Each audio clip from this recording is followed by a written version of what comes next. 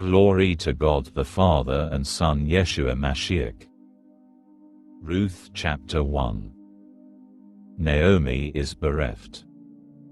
Back in the days when the judges were judging, at a time when there was a famine in the land, a certain man from Beit-Lechem went to live in the territory of Moab, he, his wife and his 2 sons. The man's name was Elimelech, his wife's name was Naomi, and his 2 sons were named Machlon and Kilion. They were Ephraim from Beit-Lechem in Yehudah. They arrived in the plain of Moab and settled there. Elimelech, Naomi's husband, died, and she was left, she and her 2 sons. They took wives for themselves from the women of Moab. The name of the one was Orpah, and the name of the other was Ruth. They lived there for about 10 years. Then Machlon and Kilion died, both of them, and the woman was left with neither her 2 sons nor her husband.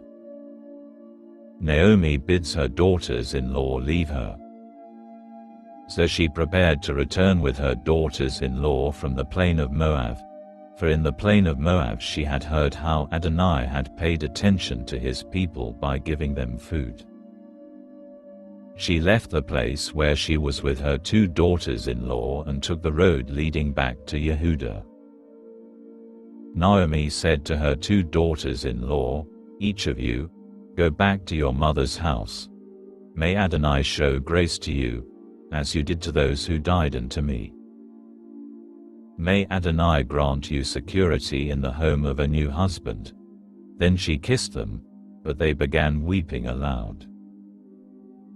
They said to her, "No, we want to return with you to your people." Naomi said, "Go back, my daughters. Why do you want to go with me?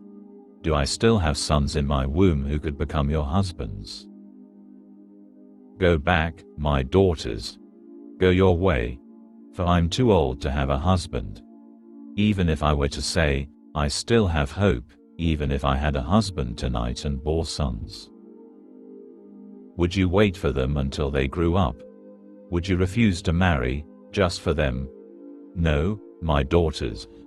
On your behalf I feel very bitter that the hand of Adonai has gone out against me." Again they wept aloud. Then Orpah kissed her mother-in-law goodbye, but Ruth stuck with her. She said, "Look, your sister-in-law has gone back to her people and to her God. Go back, after your sister-in-law." Ruth chooses to remain with Naomi. But Ruth said, "Don't press me to leave you and stop following you, for wherever you go, I will go, and wherever you stay, I will stay. Your people will be my people and your God will be my God. Where you die, I will die, and there I will be buried.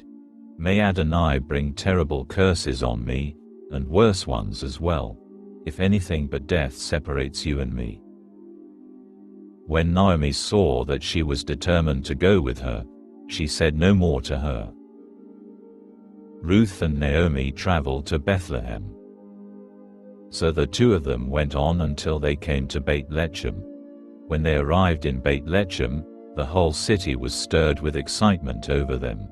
The women asked, "Can this be Naomi?"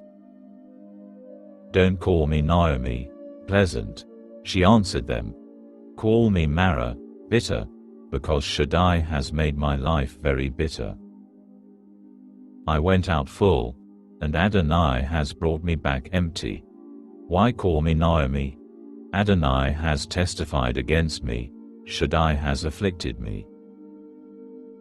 This is how Naomi returned, with Ruth the woman from Moab, her daughter-in-law, accompanying her from the plain of Moab. They arrived in Beit-Lechem at the beginning of the barley harvest.